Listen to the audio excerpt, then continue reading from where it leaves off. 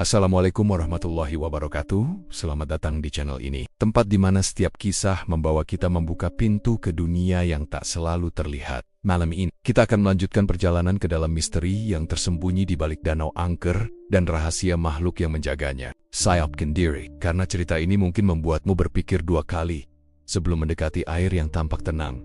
Raffi memandang langit sore yang perlahan berubah gelap ketika ia dan dua rekannya, Ardan serta Seno, tiba di sebuah pedalaman yang jarang disentuh pengunjung. Pepohonan rapat, akar menjalar seperti ular, dan udara di sekeliling terasa lembab seolah sedang menyembunyikan sesuatu. Penduduk desa menyebut lokasi itu sebagai danau yang tak boleh disebut namanya. Nama aslinya tidak pernah diucapkan. Bahkan oleh warga yang tinggal di sekitar wilayah itu, Raffi sebenarnya ragu untuk ikut. Tetapi rasa penasaran mengalahkan kekhawatiran. Ardan berulang kali meyakinkannya bahwa tempat tersebut dipenuhi ikan besar yang jarang ditemui di lokasi lain. Seno juga tampak bersemangat, padahal tubuhnya sempat bergetar ketika mendengar peringatan orang tua desa sebelum mereka berangkat.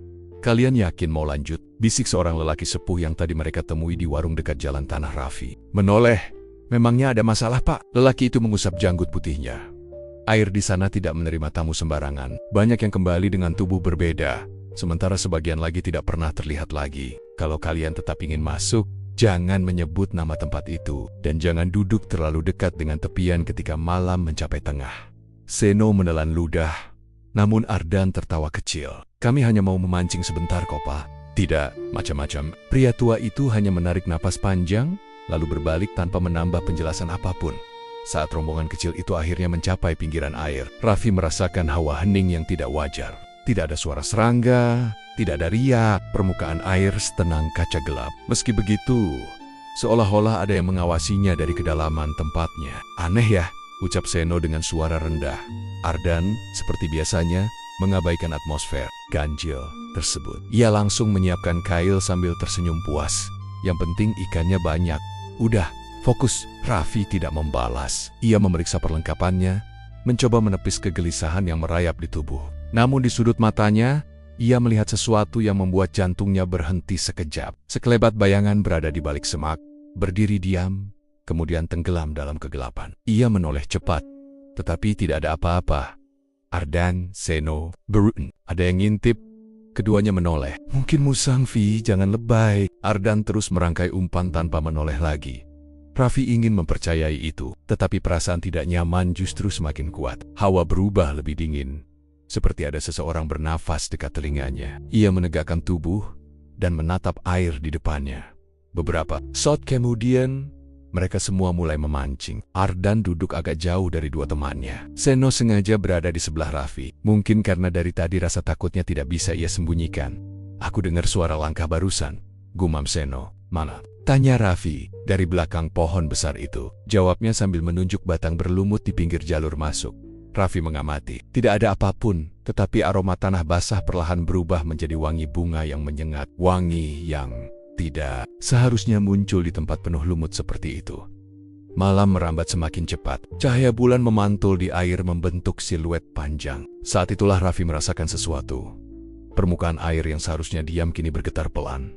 Meski tidak ada angin, aliran kecil muncul dan mengarah ke tempat ia duduk. Getarannya konsisten, seakan ada sesuatu yang bergerak langsung menuju tepinya. "Kalian lihat itu?" tanya Raffi sambil menunjuk permukaan. Ardan terdiam. Seno menahan napas. Riak kecil berubah menjadi pusaran lembut tanpa suara. Bukan pusaran seperti air mengalir masuk, melainkan seolah ada yang mendorong dari bawah untuk naik. Dan perlahan sekali, sebuah bentuk samar muncul. Bukan ikan, tidak bulat, tidak lonjong, seperti bagian kepala seseorang. Seno langsung mundur, menjatuhkan ember dengan suara keras. "Itu bukan ikan, Vi." Namun saat mereka menatap lagi, permukaan air kembali tenang. Hening seperti sebelumnya, pusaran menghilang. Tidak ada jejak apapun seolah kejadian itu hanya hayalan singkat. Ardan memaksakan tawa. "Halusinasi? Kalian terlalu tegang." Raffi tidak menjawab. Ia justru menatap kursi lipat yang berada tepat di sebelahnya. Kursi itu sebelumnya kosong, tetapi kini terlihat seperti ada bekas duduk. Lekukan kainnya turun seolah sedang menopang. Seseorang tak terlihat. Udara di sekitar kursi tiba-tiba berimbun. Padahal malam tidak terlalu dingin. "Ardan," panggil Raffi perlahan. "Tolong sini sebentar." Ardan mendekat dengan wajah kesal. Kenapa lagi sih? Namun begitu jaraknya tinggal 1 langkah, Ardan membeku. Kursi yang sebelumnya hanya terlihat kosong, kini mulai bergoyang pelan. Tidak ada angin, tapi kainnya mengerut seperti tertekan berat tubuh. Di atasnya, formasi kabut tipis membentuk garis samar menyerupai bahu dan kepala. Sosok duduk di sana. Tak terlihat jelas, tetapi cukup untuk membuat kulit merinding. Kemudian terdengar suara lirih yang sangat dekat. Padahal tidak terlihat mulut manapun yang bergerak. Jangan menyebut namanya, Raffi memucap. Seno menutup telinga. Ardan 2 langkah tanpa sadar. Suara itu sangat pelan, namun setiap suku katanya membawa getaran yang mengiris. Dan begitu suara itu menghilang, kursi kembali kosong. Kabut buyar dalam hitungan detik. Raffi akhirnya berbisik Ardan. Kita harus pergi. Namun sebelum mereka sempat berdiri, sesuatu di tengah danau bergerak lagi. Kali ini bukan pusaran, bukan gelombang kecil. Sebuah bayangan besar muncul dari dasar air, memanjang seperti tubuh raksasa yang merayap tepat di bawah permukaan. Seno memegangi lengan Raffi sambil gemetar. Vi, itu ngarah ke kita. Raffi menajamkan pandangan. Bukan hanya 1 bayangan. Ada 2, lalu 3, lalu 4. Semuanya bergerak lambat, mengelilingi area tempat mereka duduk. Dan saat garis-garis gelap itu membentuk lingkaran sempurna, Raffi mendengar suara lain, suara napas keras, dalam dan berat, datang dari belakangnya. Pelan, sangat pelan. Siap, makhluk yang tidak terlihat berdiri tepat di ambang kegelapan. Kalian tidak seharusnya datang. Suara napas berat di belakang mereka perlahan mereda. Namun keheningan yang tersisa justru lebih menakutkan daripada suara itu sendiri. Raffi memandang ke sekeliling, memastikan tidak ada sosok lain yang muncul dari gelap. Ardan mencoba bersikap tenang, tetapi jemarinya terlihat kaku ketika menggenggam pancing. Seno malah duduk sambil memeluk lutut. Wajahnya pucat sekali. Kita harus cabut sekarang. Ini udah nggak wajar, Vi. Suara Seno bergetar, hampir tidak terdengar. Raffi mengangguk kecil. Aku juga mau pergi. Tapi jangan panik dulu. Kalau kita lari sembarangan, bisa makin parah. Kita harus tenang. Ardan, meskipun ketakutan, masih mencoba mempertahankan sikap kerasnya. Kita kesini buat mancing. Kalau pulang tanpa hasil, percuma. Lagian, mungkin semua yang kita lihat cuma ilusi. Tempat ini bikin kepala kacau. Raffi menatapnya dengan tajam. Tadi kursi kamu goyang sendiri. Kamu lihat kabut itu? Masih bilang ilusi? Ardan terdiam, namun rasa keras kepalanya mendorongnya melakukan hal yang justru membuka bab baru dari kejadian aneh malam itu. Tanpa menghiraukan Raffi dan Seno, Ardan mengambil segumpal umpan cacing lalu merobeknya menjadi bagian kecil. Ia memasang potongan itu ke kail dengan gerakan terburu-buru. Lagian lihat deh, air sekarang tenang lagi. Aku cuma lempar sekali, habis itu kita pulang. Oke, Seno mencoba menghentikannya. Jangan bodoh! Tadi ada sesuatu di bawah air. Tapi Ardan terlanjur melempar senar pancing jauh ke tengah danau. Tali itu masuk ke air dengan tenang. Tidak ada riak besar, tidak ada pusaran. Hanya diam, beberapa detik berlalu. 1 menit, 2 menit, hening, tiba-tiba tali pancing bergerak sedikit. Tidak kuat, hanya tarikan kecil seperti ikan berukuran kecil yang mencoba mencicipi umpan. Ardan langsung tersenyum tipis. Tuh kan? Ikan, biasa aja, kalian aja yang lebay. Namun senyum itu hilang seketika, ketika tarikan kecil tadi berubah menjadi hentakan kasar, membuat ujung pancing hampir terangkat dari tangannya. Ardan spontan menahan sekuat tenaga. Gila, berat banget. Raffi berdiri, mengamati air yang sebelumnya gelap, tarik pelan dan jangan paksa Seno ikut panik. Vi, itu bukan ikan. Aku yakin itu bukan ikan. Ardan tetap mencoba menggelar banong sambil menarik, menahan tubuh agar tidak terseret. Tali pancing terus menegang, semakin lama semakin kuat, seolah ada sesuatu yang sangat besar menahan dari bawah. Air di sekitar tempat kail jatuh mulai berdenyut aneh. Bukan beriak, melainkan berdenyut, seperti jantung raksasa yang berdetak di bawah permukaan. Raffi makin cemas. Lepasin aja, itu bukan tangkapan normal. Enggak, aku udah dapat momentum. Ardan tetap keras kepala. Tiba-tiba, tali pancing berhenti menegang. Bebannya lenyap seketika, seolah sesuatu melepaskannya. Ardan tersentak mundur, hampir jatuh. Raffi menahan bahunya sebelum ia terbalik. Ini mulai gila, gumam Seno. Namun sebelum mereka sempat menarik napas lega, permukaan air tepat di depan. Ardan berguncang keras. Gelombang besar tiba-tiba muncul tanpa angin. Dari dalamnya, sesuatu terangkat ke permukaan. Sebuah bentuk memanjang perlahan muncul di antara gelapnya air. Pertama, hanya terlihat warna pucat. Lalu, bentuk itu berubah menjadi semacam permukaan berlapis yang menyerupai kulit, tapi lebih mirip daging tanpa darah. Ardan mundur beberapa langkah. Raffi terpaku, sampai akhirnya sesuatu muncul secara penuh. Itu bukan ikan. Itu seperti wajah, tetapi cacat. Tanpa bibir, tanpa hidung. Hanya rongga gelap yang gerdenyut. Dua mata putih tanpa pupil menatap ke arah mereka, dan tepat di bawah bola mata itu, terdapat kail Ardan yang tercantel di ujung dagingnya. Makhluk itu perlahan membuka rongga hitam yang tampak seperti mulut. Dari situ, suara lirih terdengar. Umpan kalian memanggil kami. Raffi langsung menarik kedua rekannya mundur. Seno menjerit kecil. Ardan baru sekarang sadar apa yang ia undang dengan umpan itu. Akhirnya melepaskan pancingnya. Namun, kail masih menancap di daging makhluk tersebut. Makhluk itu mengeluarkan suara aneh seperti gabungan bisikan dan gemericik air. Siapa yang memanggil? Raffi menatap Seno dan Ardan. Jangan jawab, jangan bicara apapun, jangan provokasi. Namun malapetaka itu tidak berhenti. Permukaan air di belakang makhluk tersebut kembali pecah, memunculkan beberapa sosok serupa bentuk mirip wajah manusia, tetapi terdistorsi. Dengan mata kosong, bergerak perlahan seperti sedang merangkak dari dasar danau menuju tepi. Seno menetskan air mata. Vi, kita bakal mati di sini. Ya, tenang. Jangan lari dulu, jangan teriak. Mereka merespon suara. Makhluk-makhluk itu mendekat tanpa percikan air, seolah tubuhnya melayang tepat di atas permukaan. Mereka berhenti hanya beberapa meter dari Raffi dan teman-temannya. Salah satu makhluk mendongak dan mengeluarkan suara lebih jelas dari sebelumnya. Ada yang memanggil, ada yang mengundang kalian datang membawa umpan. Kail Ardan tiba-tiba terlepas dari daging makhluk pertama, melayang sebentar, lalu jatuh ke tanah. Senar pancingnya putus tanpa suara. Makhluk itu menatap tajam ke arah Ardan. Kau membuat kami bangun. Ardan mundur sambil gemetar hebat. Aku enggak sengaja. Raffi membentaknya pelan. Diam, jangan ngomong. Tapi terlambat. Makhluk-makhluk itu bergerak lebih cepat, membentuk setengah lingkaran di depan mereka. Suasana menjadi semakin menyesakkan. Air di belakang makhluk-makhluk itu berubah pekat, semakin gelap, seperti ada lubang besar menganga di kedalaman. Tiba-tiba, dari arah belakang mereka, hembusan angin dingin menyapu daun-daun kering. Raffi menoleh sekejap dan melihat kabut tebal perlahan naik dari tanah, membentuk sosok samar yang mirip dengan bayangan tak terlihat yang duduk di kursi pada malam sebelumnya. Sosok kabut itu melayang, kemudian berhenti tepat di depan mereka, bertiga, membatasi jarak antara manusia dan makhluk-makhluk air itu. Sosok itu berbisik jelas, jangan menjawab, jangan bergerak. Aku yang memanggil kalian, bukan mereka. Suara makhluk air berubah kacau. Bukan kalian, bukan mereka. Siapa? Kabut itu menggema suara lebih tegas, meski tetap lirih.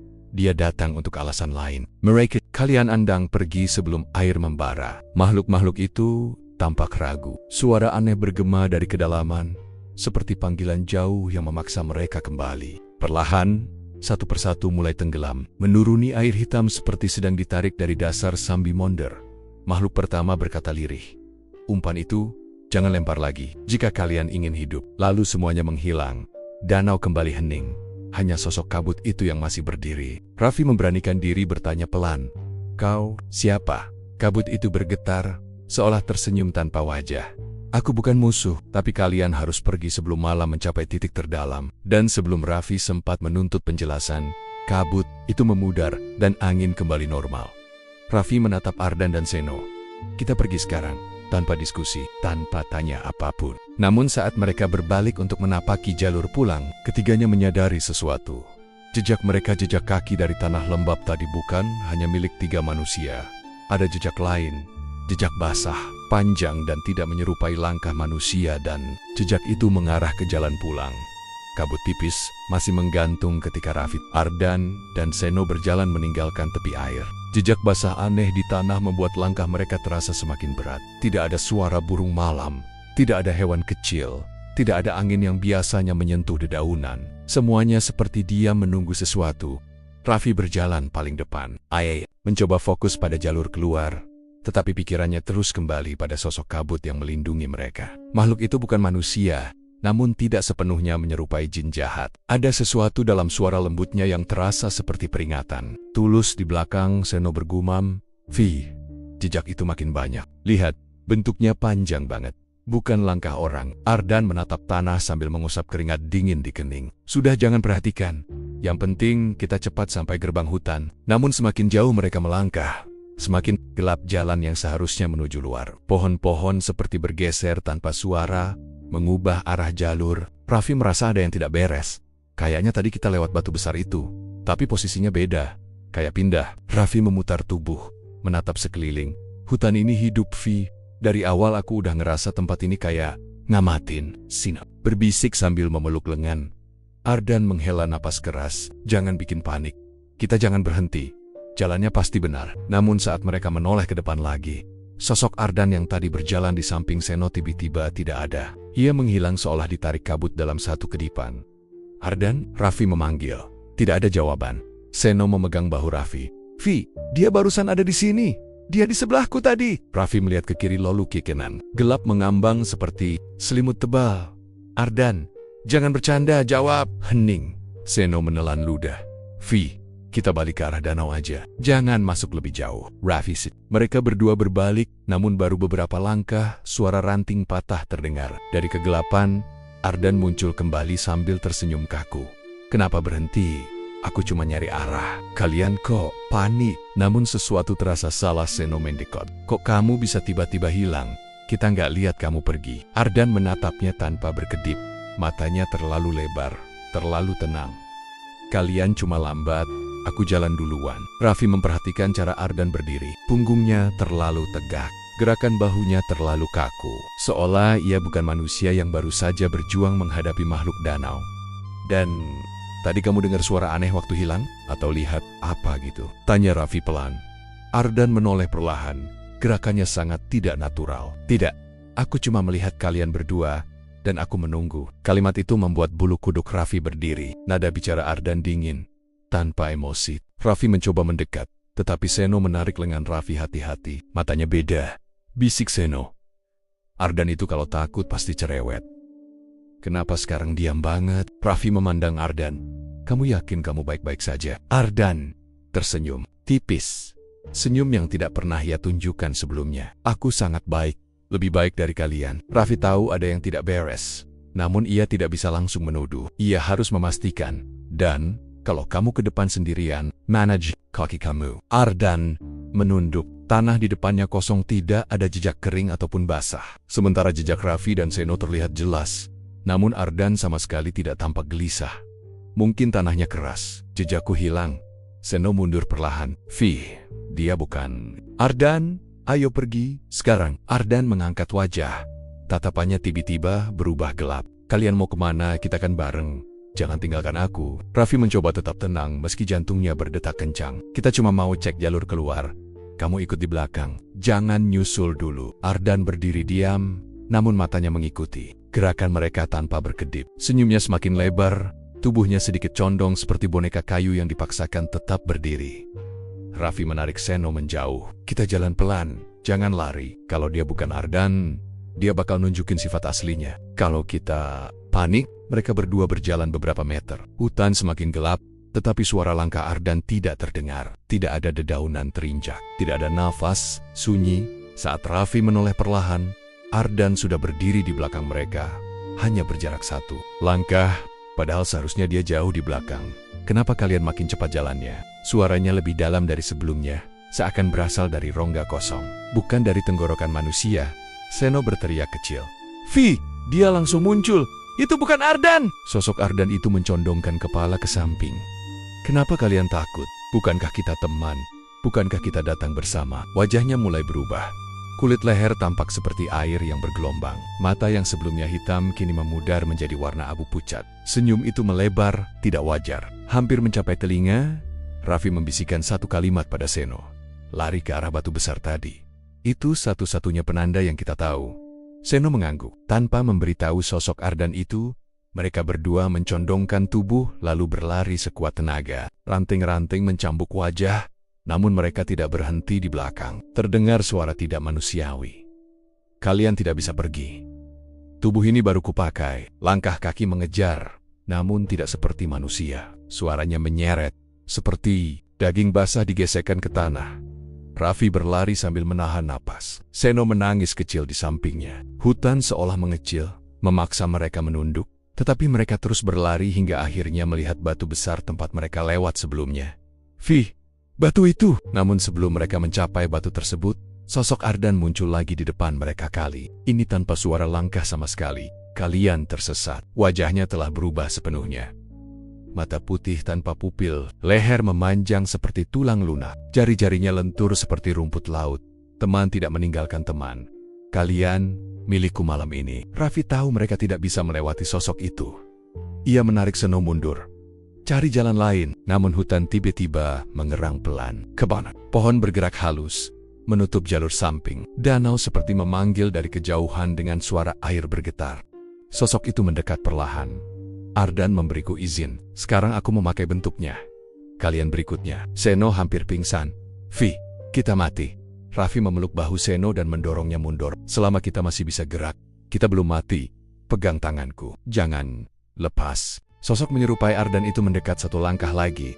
Namun tiba-tiba kabut tipis muncul dari samping mereka. Kabut itu bergerak seperti angin tipis yang melintas di antara pepohonan.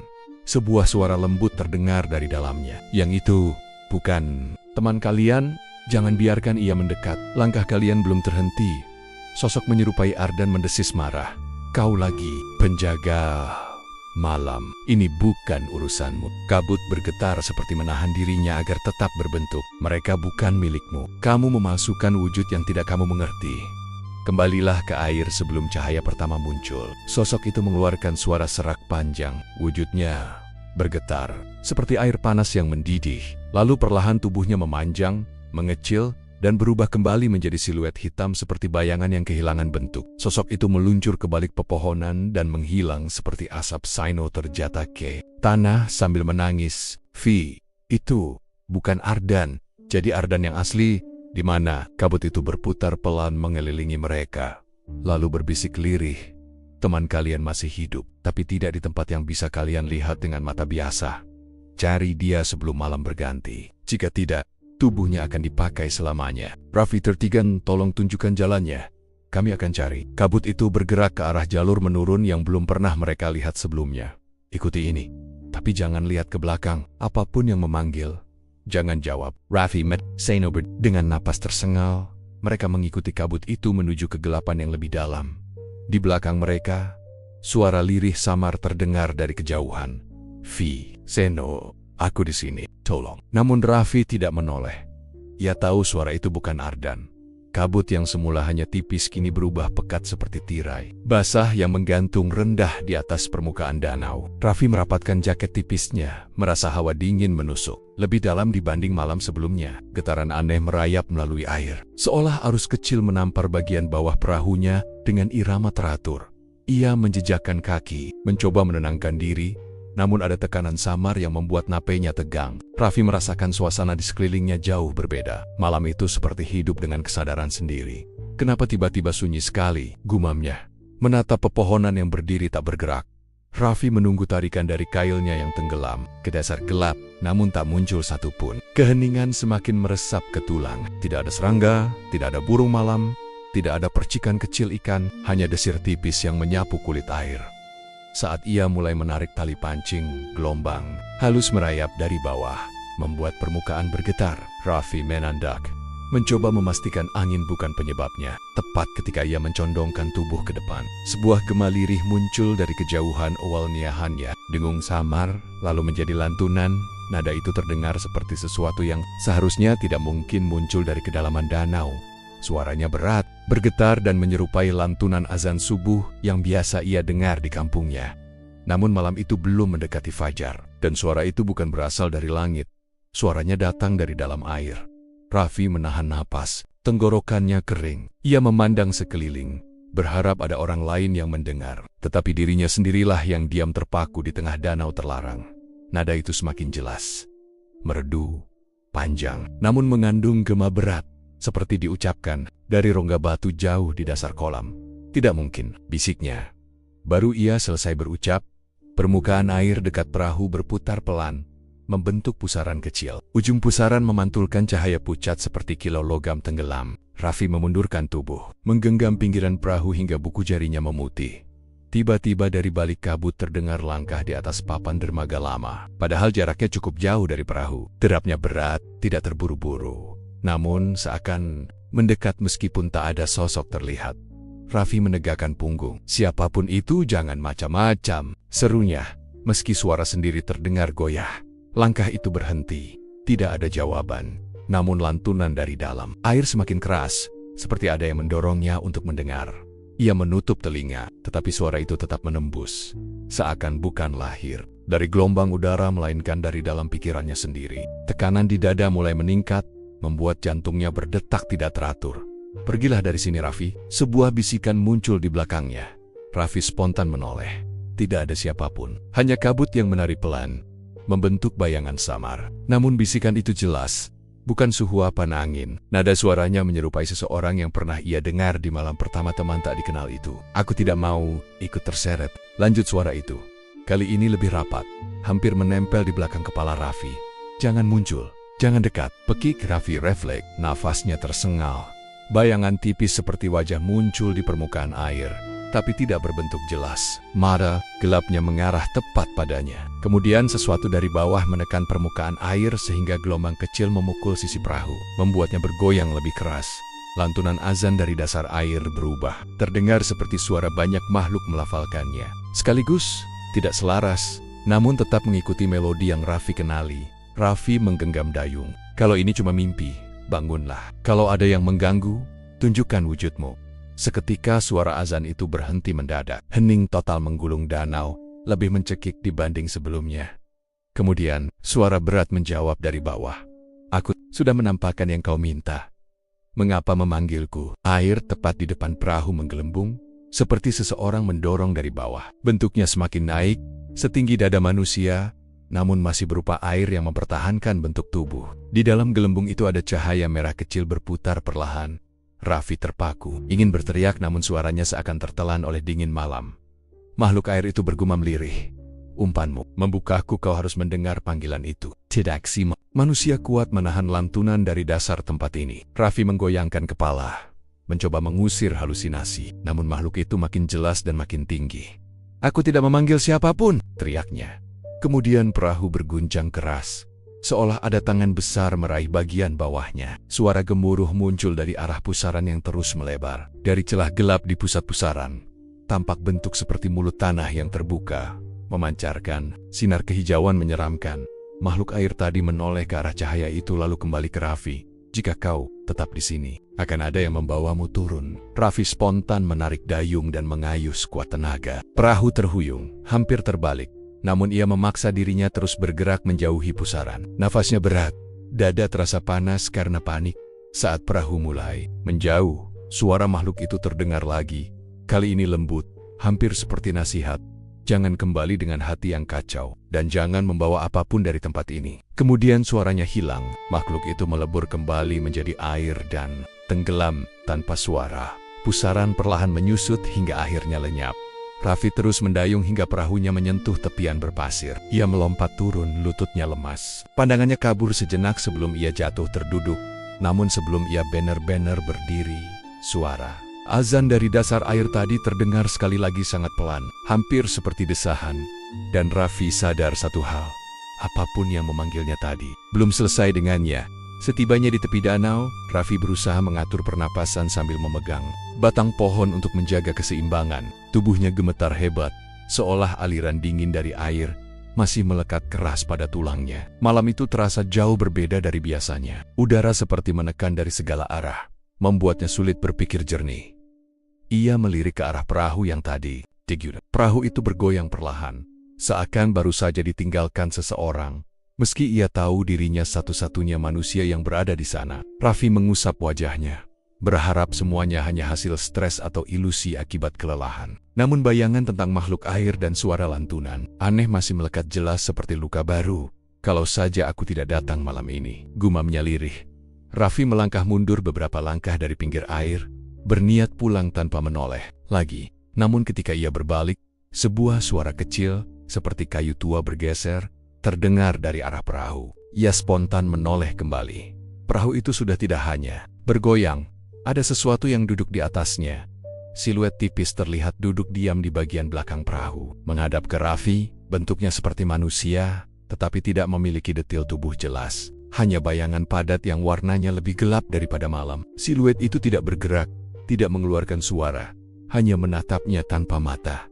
Napas Raffi tersengal. Astaga, apalagi sekarang? Bayangan itu perlahan menaikkan kepalanya, mengikuti gerakan yang sangat halus, seperti boneka yang baru saja diberi napas. Raffi ingin berlari, tetapi kakinya terpaku. Hawa dingin tiba-tiba menerobos telapak kakinya, menjalar ke seluruh tubuh.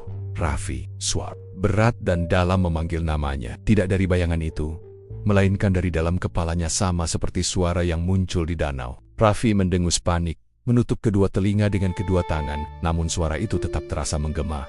Aku tidak mau berurusan denganmu. Pergi, seru Raffi.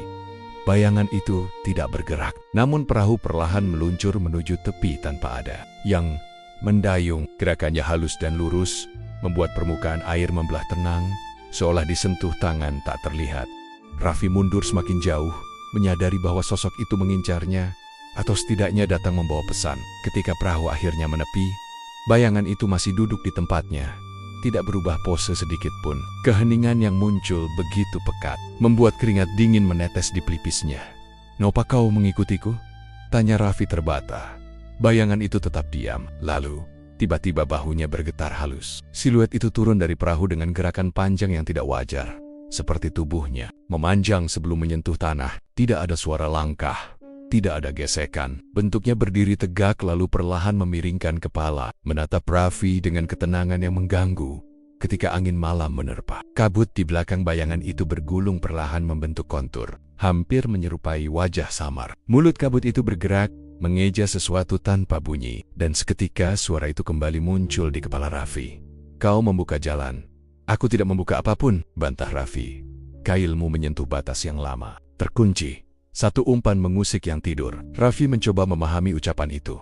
"Aku hanya memancing, itu saja." Bayangan itu maju satu langkah, tapi gerakannya seperti melompat tanpa benar-benar mengangkat kaki. Setiap kali bergeser, tubuhnya seolah membelah ruang tanpa suara. Raffi terpaksa mundur hingga punggungnya menyentuh batang pohon.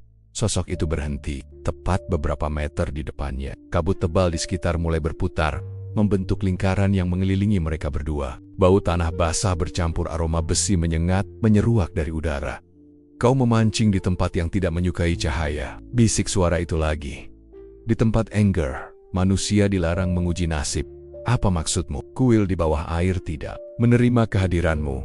Dari dasar, ada yang menunggu balasan." Raffi menggeleng keras. "Kalau kau bisa bicara, kenapa tidak menunjukkan wujudmu? Kenapa harus seperti itu?" Bayangan tersebut bergerak perlahan, seperti tarikan angin yang diatur. Lalu dari kegelapan tubuhnya muncul garis tipis, menyerupai senyuman yang tidak lengkap. Bukan senyum manusia, melainkan ekspresi aneh yang tidak menunjukkan kebahagiaan atau kemarahan. "Aku pernah seperti kalian." Raffi terkejut. "Maksudmu, kau pernah hidup?" Bayangan itu mendekat satu langkah lagi. "Aku terpikat oleh panggilan dari dasar. Sama sepertimu." Raffi menelan ludah. Potongan kalimat itu menghantam sisi batinnya, membuatnya sadar bahwa cerita makhluk itu bukan sekadar ancaman, melainkan peringatan.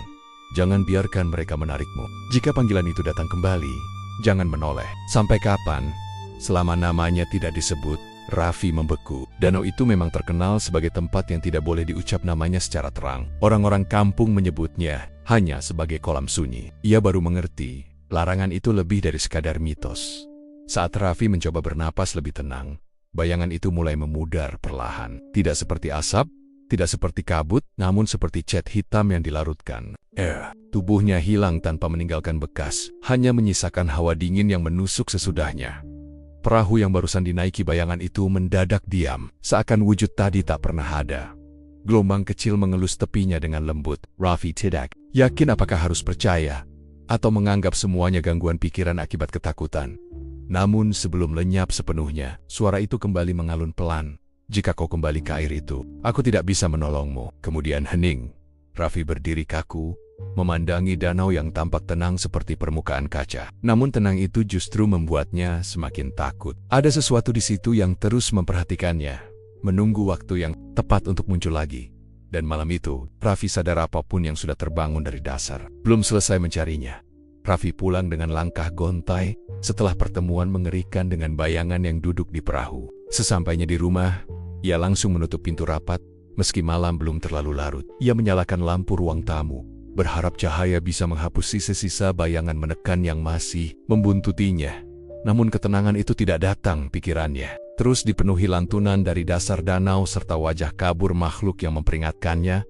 Ia duduk di kursi tua dekat jendela, menatap keluar. Angin malam menggoyangkan daun pisang di halaman, membuat bayangannya bergerak seperti makhluk yang sedang mencari ruang untuk mendekat. Kenapa semuanya terasa salah? Desisnya, ponselnya bergetar. Pesan singkat dari Bima, sahabat masa kecil yang tinggal di kampung sebelah. Besok mancing lagi, Vi. Aku dengar danau itu masih banyak ikan besar. Raffi menggigit bibir. Tangannya mengetik balasan, namun ia ragu. Setelah beberapa detik, ia hanya menulis, "Jangan dekat situ, ada yang aneh." Belum sempat ia menekan kirim, ponselnya mati sendiri. Padahal baterainya masih penuh. Ia mendesah cemas, mencoba menyalakannya kembali. Namun layar tetap hitam. Bagus, makin buruk saja, katanya, memijat pelipis. Raffi memutuskan tidur meski tubuhnya masih tegang. Ia rebah dengan mata terpejam, berharap mimpi buruk tidak menghampiri. Namun malam itu membawa sesuatu yang lebih janggal. Di tengah kantuk yang berat, ia mendengar suara lirih, suara basah, seperti air menetes dalam jarak sangat dekat. Tuk, tuk, tuk. Raffi membuka mata. Kamarnya gelap meski lampu tadi masih menyala. Sebelum ia terlelap, bau amis samar memenuhi udara. Ia bangkit dengan jantung berdegup kencang. Dari mana bau ini? Saat ia menoleh ke lantai dekat dipannya, ia melihat genangan kecil, air, namun warnanya agak kecoklatan. Raffi segera menggeser tubuh, memperhatikan jejak tipis seperti garis yang memanjang menuju pintu. Sesuatu seperti sisik kecil menempel di lantai. Raffi menahan napas. Tidak mungkin. Ia mengikuti jejak itu menuju dapur. Seluruh ruangan gelap. Ia mengambil senter dari meja dan menyalakannya. Cahaya kecil itu memotong kegelapan, menyingkap sesuatu bergoyang di sudut lantai. Seekor ikan. Bukan ikan biasa. Tubuhnya memanjang, sisiknya berwarna hitam kusam, matanya bulat dan memantulkan cahaya seperti kaca retak. Tubuhnya menggelepar, namun tidak mengeluarkan suara cipratan. Gerakannya terlalu pelan, seolah sengaja menarik perhatian. Raffi terpaku. Bagaimana kau bisa masuk? Ikan itu berhenti bergerak. Mulutnya terbuka tipis. Kemudian suara keluar darinya. Bukan suara binatang, bukan suara air. Suara itu berupa kata-kata yang sangat pelan namun jelas. Raffi tersentak hingga mundur menabrak meja. "Hilang, pergi!" Ikan itu mengangkat kepala sedikit. Sisiknya bergetar halus. Suaranya terdengar lagi, lebih panjang. Panggilan belum selesai. Tubuh Raffi membeku. "Apa yang kau inginkan dariku?" Ikan itu menggelepar sekali, lalu seolah memaksakan diri untuk berbicara lagi. "Kau menyentuh batas yang harusnya tetap terkunci." Raffi menggeleng keras. "Aku hanya memancing. Itu saja." Umpanmu menyentuh penjaga. Ia tahu aromamu. Ia mengingat panas tanganmu. Raffi merinding. "Aku tidak mau terlibat. Aku tidak ingin mendengar lagi." Ikan itu bergetar lebih kuat. Matanya memerah seperti bara kecil. Mereka memanggil. Yang pertama datang harus kembali. "Aku tidak akan kembali." Ikan itu mengeluarkan suara retak, seperti tulang kecil patah. Lalu, tubuhnya melesat tiba-tiba, melompat ke arah kaki Raffi. Raffi panik dan menendangnya secara refleks. Ikan itu terlempar ke dinding, lalu jatuh ke lantai, namun tidak mati. Ia berdiri dengan ekor tertekuk aneh, lalu berkata lagi dengan suara lebih parau, "Jika kau lari, panggilan akan mengejarmu." Raffi bergegas mengambil sapu dan mengarahkannya pada ikan itu, berusaha menjaga jarak. "Keluar, sekarang!" Tubuh ikan itu mulai retak. Dari celah sisiknya muncul cahaya redup. Ia bergerak perlahan menuju pintu belakang, lalu berhenti sejenak sambil menoleh. Tunggu malam ketiga. American Egg. Setelah kalimat itu, tubuhnya meledak menjadi percikan kecil air hitam yang langsung menguap. Tidak ada sisa sisik, tidak ada bau amis, seolah ikan itu tidak pernah ada. Raffi jatuh terduduk, tangannya gemetar hebat. Ini tidak masuk akal. "Aku harus pergi dari kampung ini," desahnya. Namun sebelum ia bangkit, suara pelan dari kamar terdengar. Bukan suara ikan kali ini. Bukan pula bayangan. Suara itu mirip bisikan banyak mulut yang berbicara bersamaan, namun setiap kata terasa menusuk kepala. "Raffi, kembali ke air." Raffi memegang ujung meja agar tidak terjatuh. Tidak lagi. Bisikan itu berhenti tiba-tiba. Rumah kembali sunyi. Setelah ia yakin semuanya aman, Raffi menuju kamar mandi untuk mencuci wajah. Namun saat menyalakan keran, air yang keluar tidak jernih. Warnanya keruh, seperti lumpur dari dasar danau. Dan dari air itu, terdengar suara lembut, hampir seperti seseorang menunggu jawaban, "Aku lapar." Raffi mematikan keran secepat mungkin. Dadanya naik turun tidak teratur. Ia sadar satu hal yang jauh lebih menakutkan daripada bayangan di perahu atau lantunan azan dari dasar air. Makhluk-makhluk itu tidak hanya berada di danau, mereka sudah mengikutinya pulang, dan malam ketiga yang disebut ikan itu masih menunggu. Pagi menjelang setelah malam penuh gangguan dan bisikan dari makhluk yang tak seharusnya ada di dunia terang. Namun meski matahari sudah naik, hawa di rumah Raffi tetap membawa sisa dingin yang aneh, dingin yang tidak berasal dari cuaca, melainkan dari sesuatu yang menempel pada dinding, lantai, dan udara. Raffi baru saja bangun, tetapi tubuhnya terasa seperti tidak beristirahat sama sekali. Setiap gerakan kaku, setiap tarikan napas dipenuhi rasa takut yang membuat dadanya berat. Ia membuka pintu kamar dengan hati-hati, berharap apapun yang semalam muncul sudah lenyap. Namun ia langsung terpaku. Lantai ruang tamu dipenuhi jejak basah. Tidak hanya satu, tidak hanya dua, puluhan. Bentuknya memanjang seperti langkah makhluk tanpa meninggalkan garis tipis serpentin yang melingkari ruangan. Jejak itu seperti pola arus kecil yang membelok ke segala arah. Tidak ada sumber air terlihat, tetapi lantainya tetap basah seakan dilalui sesuatu sepanjang malam. Raffi menelan ludah. Mereka masuk lagi. Ia memeriksa semua pintu. Tidak ada yang rusak. Tidak ada celah di jebol. Jendela terkunci rapat. Namun jejak itu nyata, mengelilingi seluruh ruangan seperti makhluk-makhluk itu sedang mencari sesuatu atau seseorang. "Kenapa hanya di sini, kenapa di rumahku?" gumamnya bimbang. Tiba-tiba terdengar suara ketukan lembut dari luar. Raffi menoleh cepat. Jantungnya hampir melompat. Ketukan itu tidak keras, hanya 3 kali, tok, tok, tok. "Raffi, kau..." Didel. Suara itu berasal dari luar pagar. Ia mengenali suara itu. Bima. Raffi bergegas membuka pintu depan, tetapi langkahnya berhenti setengah jalan. Tepat di depan pintu, jejak basah itu berhenti. Seakan makhluk-makhluk itu berkumpul di area tersebut. Semalaman ia harus menyembunyikannya. Raffi menarik napas panjang, lalu membuka pintu. Bima berdiri sambil menenteng tas kecil dan senyum cerah seperti biasa. "Vi, kok nggak bales pesan? Ponselmu kenapa? Aku mau ajak." Bima berhenti mendadak, matanya mengerut. "Mukamu pucat banget. Kau sakit?" Raffi menggeleng, memaksakan. Suara tetap stabil. "Semalam aku kurang tidur." "Kelihatan." Memang. Bima menatap sekeliling rumah, lalu melangkah masuk sebelum Raffi sempat menahan. Raffi memekik dalam hati, tetapi ia tidak bisa mengusir sahabatnya begitu saja tanpa menimbulkan kecurigaan. Bima berhenti tepat menatap jejak yang melingkari lantai dekat meja.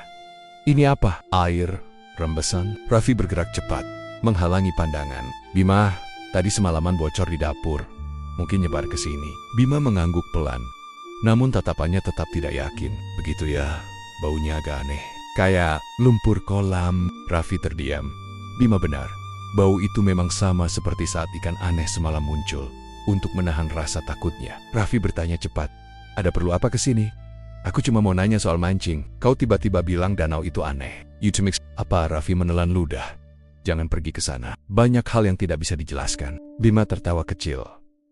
"Vi, kau ini, jangan bilang kau percaya cerita orang tua dulu tentang penunggu di sana." Raffi mengepalkan tangan. Ia ingin menceritakan semua yang terjadi, namun ia takut Bima tidak percaya. Lebih buruk lagi, ia takut sahabatnya justru semakin penasaran dan nekat datang ke danau. Sebelum Raffi menjawab, suara lain terdengar dari kamar mandi. Suara mirip cipratan sangat pelan. "Kerplik." "Raffi kaku." Bima mengernyit. "Ada hewan di kamar mandimu?" Raffi cepat berkata, "Jangan masuk, Bi. Tadi aku juga dengar suara itu. Mungkin kucing masuk semalam. Ayo kita bicara di luar." Bima menatapnya lama, lalu mengangguk dan turun ke halaman. Begitu Bima keluar rumah, Raffi menutup pintu dan menahan napas dalam-dalam. Ia memejamkan mata, mendengarkan. Suara dari kamar mandi itu tidak terdengar lagi, namun hawa dingin yang mengendap di udara menunjukkan sesuatu masih berada di dalam rumah. Raffi keluar, menyusul Bima. Sahabatnya duduk di kursi kayu depan rumah sambil menatap tanah. "Aku serius," kata Raffi, "jangan ke danau itu dulu." Bima memutar badan. "Vi, kalau kau tidak jelasin apa yang terjadi, aku makin penasaran." "Kau takut soal apa?" Raffi menggigit bibir. "Sesuatu dari sana mengikutiku." Bima tertawa pendek. Bayangan, ikan raksasa, hantu air, Bima. Ini bukan main-main, Raffi hampir berteriak. Aku dengar suara dari dasar air. Aku melihat makhluk yang bukan manusia. Aku bahkan mendengar ikan bicara semalam. Bima langsung diam. Ia menatap Raffi tanpa senyum. Vi, kau stres? Raffi tidak menjawab. Matanya memandang jejak basah yang kini merayap ke arah ambang pintu. Jejak itu bertambah. Tadi hanya puluhan. Sekarang lebih tebal, lebih banyak. Seperti baru saja muncul lagi. Bima mengikuti arah pandang Raffi. Apa itu bergerak barusan? Raffi langsung menarik lengannya. Kita pergi dari sini. Namun sebelum mereka sempat melangkah jauh, suara dari dalam rumah terdengar. Suara geseran, suara berat seperti sesuatu merayap melewati lantai. Lalu suara menyerupai banyak mulut berbisik bersamaan. Raffi, kembali, Bima memucat. Vi, suara apa itu? Raffi memaksa diri menjawab. Makhluk yang sama dengan semalam. Jejak basah itu perlahan bergerak keluar menuju pintu depan. Tidak cepat, tidak sekaligus, tetapi merayap seolah mengikuti panas tubuh manusia. Setiap jejak bergetar ringan, meninggalkan bau lumpur yang tajam. Bima berdesis panik. Vi, kita harus kabur sekarang. Raffi mengangguk.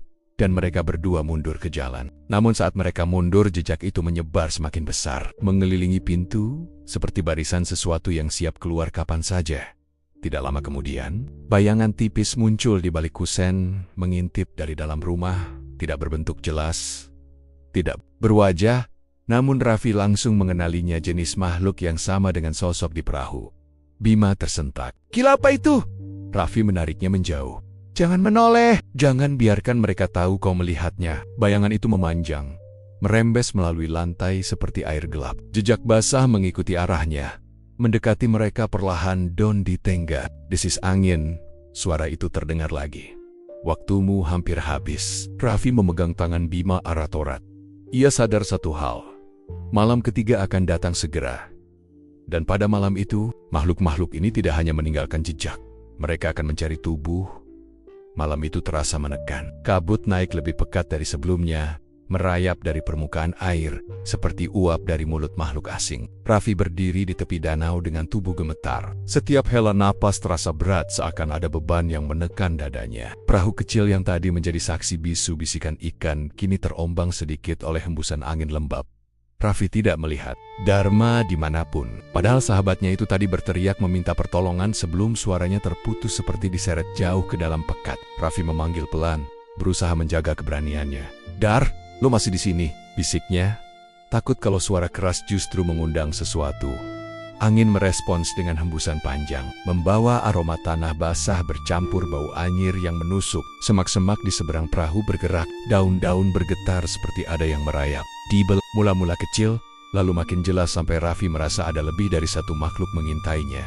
Langit tampak semakin gelap, padahal bulan sebelumnya masih tampak di balik awan tipis. Raffi melangkah perlahan, mencoba mendekat ke arah suara. Namun, sebelum kakinya sempat melangkah lagi, ranting patah terdengar dari arah hutan. Krek, Raffi sontak menegang tubuhnya kaku, tenggorokan kering. Ia ingin berbalik lari. Namun kakinya seperti menancap ke tanah. Suara itu bukan sekadar ranting yang diinjak hewan kecil. Ada tekanan berat dan ritme langkah seolah sesuatu berjalan dengan tubuh basah dan beban yang membuat tanah sedikit tenggelam. Raffi menelan ludah. Siapapun lo, jangan ganggu gue, katanya nyaris tanpa suara.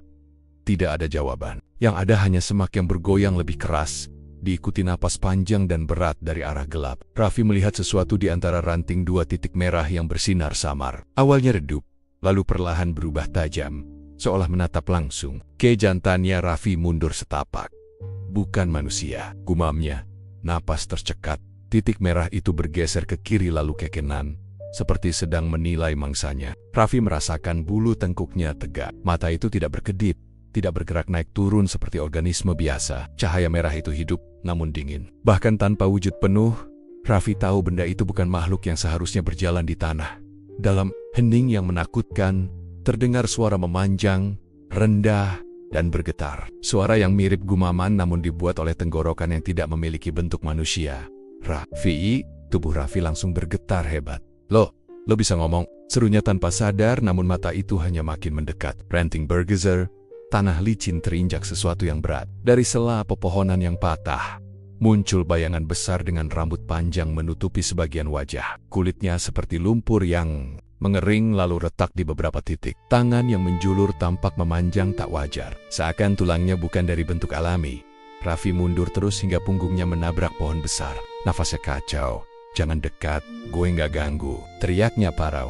Makhluk itu menghela napas panjang, membawa aroma lumpur bercampur bau busuk air mati. Ketika ia maju selangkah, ranting-ranting yang dilewatinya seperti menyusut, seakan takut menyentuh tubuh makhluk itu. Mata merahnya berdenyut setiap beberapa detik. Saat jaraknya tinggal 2 langkah, makhluk itu berhenti. Kepalanya miring perlahan, seperti sedang mendengarkan sesuatu dari kejauhan. Lalu suara pelan terdengar dari arah perahu. "Raffi, sini." Raffi menoleh cepat. Ia melihat sosok Dharma berdiri di dekat tali perahu. Wajahnya pucat, bajunya kuyup, dan matanya tampak berbeda kosong, memudar, tanpa cahaya yang pernah Raffi kenal. Dharma mengangkat tangannya perlahan, seakan ingin memanggil. "Gue, dingin Raff, bantu gue." Raffi ingin menghampiri, namun sesuatu di dalam dirinya berkata ada yang salah. Ketika Dharma melangkah maju, air menetes dari tubuhnya. Namun tetesannya bukan jatuh secara normal. Tetes air itu menghilang sebelum menyentuh tanah, seakan diserap oleh sesuatu yang tak terlihat. Makhluk bermata merah mengeluarkan suara nyaring, membuat seluruh pepohonan bergetar. Ia seperti marah karena kehadiran sosok yang menyerupai Dharma. Raffi hanya bisa membeku melihat dua entitas itu seolah saling menantang. Raffi menahan tangis. "Kalian, apa sebenarnya?" Sosok Dharma mendekat lebih cepat, namun ekspresinya berubah menjadi kosong tanpa rasa. "Pulang bareng gue." Suaranya terdengar seperti gema dari dalam air. Dalam, bukan suara manusia yang tenggelam. Makhluk bermata merah menggeram, lalu melangkah maju, membuat tanah di bawahnya retak kecil. Raffi tidak punya waktu lagi. Harus memilih, mengikuti wujud yang menyerupai sahabatnya, atau lari dari kedua makhluk yang tampak saling berhadapan-hadapan itu. Nafasnya tercekik, tubuhnya gemetar, namun nalurinya memaksa kaki bergerak. Danau sunyi itu kembali terasa seperti bibir dunia lain, tempat hidup dan mati bercampur tanpa batas. Tempat wujud-wujud yang tak seharusnya ada meniru manusia dan menunggu mangsa lengah. Bab ini berakhir ketika Raffi akhirnya memutuskan untuk berlari. Namun sebelum sempat jauh, ia mendengar dua suara sekaligus memanggil namanya dari belokong dan dari samping. Tidak ada yang bisa dipercaya. Tidak ada yang benar-benar hidup. Dan satu hal pasti, malam itu belum selesai menuntutnya. Raffi berlari tanpa arah pasti. Kakinya menghantam tanah becek, ranting patah, dan batu licin. Namun rasa takut membuatnya tidak lagi memikirkan rasa sakit. Suara dua entitas yang memanggil namanya masih menggema, saling tumpang tindih, membuat kepalanya berputar. Hawa dingin merayap dari belakang seperti kabut yang hidup, mengejar setiap langkahnya. Ia terus berlari sampai akhirnya tersandung akar tua yang menonjol dari tanah. Tubuhnya terpelanting, wajahnya hampir menghantam tanah. Namun ia sempat menahan diri dengan tangan yang langsung perih oleh gesekan kasar. Nafasnya berat, matanya basah oleh keringat dan ketakutan. Ia memaksa berdiri, tetapi suara berat muncul dari balik pepohonan. "Raffi, berhenti." Raffi membeku. Suara itu berbeda dari dua makhluk sebelumnya. Tidak bergema, tidak menggantung. Suaranya tenang, namun berat, seolah datang dari dada besar yang tidak terlihat.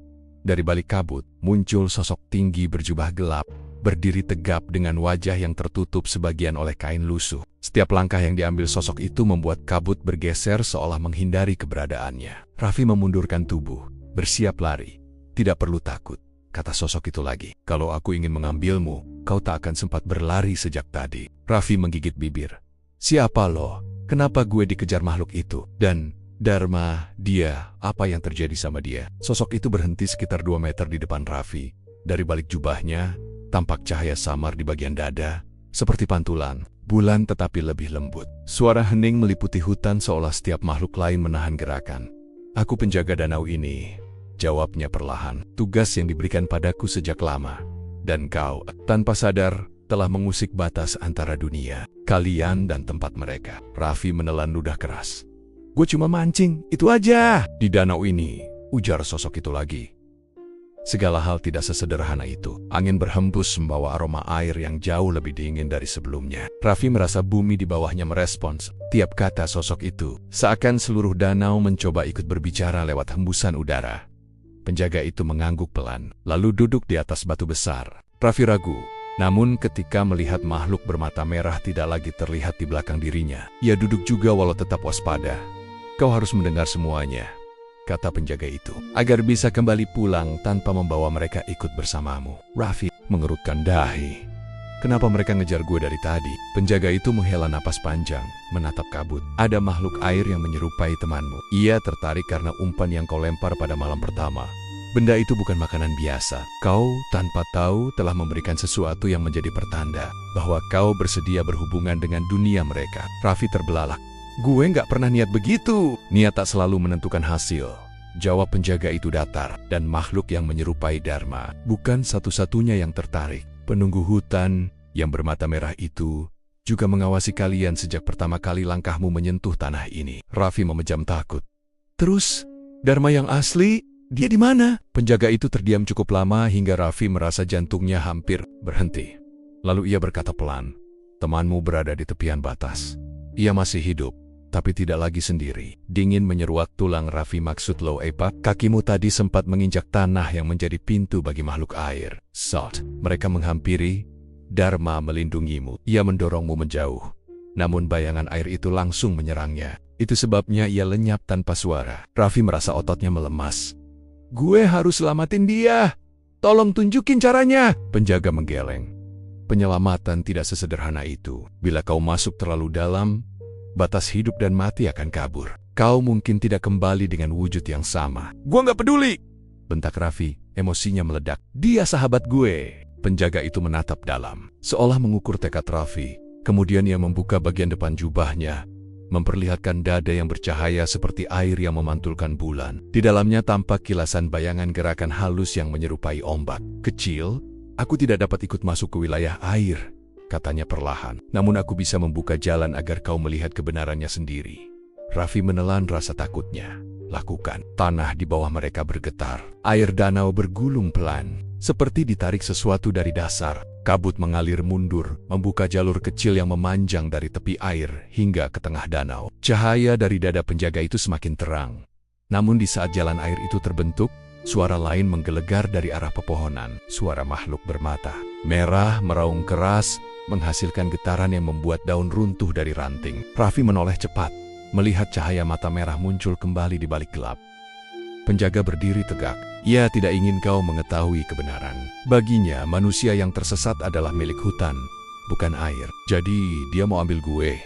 tanya Raffi lirih. Penjaga mengangguk. "Dia ingin jiwamu sebagai ganti jalur yang kau buka tanpa sengaja." Pada malam pertama, makhluk bermata merah itu keluar.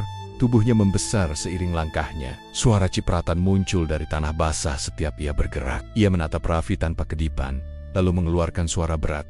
"Kembalikan milikku." Raffi mundur setapak. Tubuhnya gemetar. "Apa yang lo mau dari gue?" Makhluk itu menundukkan kepala, mengendus udara. "Jejak jiwamu. Kau sudah menyentuh garis kami. Kau harus tinggal." Penjaga mengangkat tangannya. "Tidak. Pemuda ini berada di bawah perlindunganku." Makhluk itu meraung marah, membuat helaian kabut terlempar ke udara. Langkahnya mempercepat. Penjaga mendorong Raffi ke belakang. "Berjalanlah ke jalur air. Di sana, kau akan melihat apa yang sebenarnya terjadi pada temanmu. Tapi makhluk itu, aku akan menahannya." Cepat Raffi memaksa dirinya berbalik dan berlari di jalur air yang terbuka. Setiap langkah membuat gelombang kecil di permukaan. Cahaya dari dada penjaga itu menerangi jalur yang semakin menyempit, seolah memimpin Raffi masuk ke dunia lain. Ketika pintu air itu mulai berpendar, Raffi mendengar suara Dharma. Lemah, jauh, namun masih hidup. "Raffi, gue di sini." Raffi mempercepat langkah. Di belakangnya, suara pertempuran dahsyat terdengar. Teriakan makhluk hutan, dentuman tanah, serta aliran air yang bergulung tinggi. Namun Raffi tak menoleh lagi. Hanya tahu satu hal. Kebenaran tentang penjaga danau baru mulai terungkap, dan ia harus menghadapinya demi menyelamatkan sahabatnya.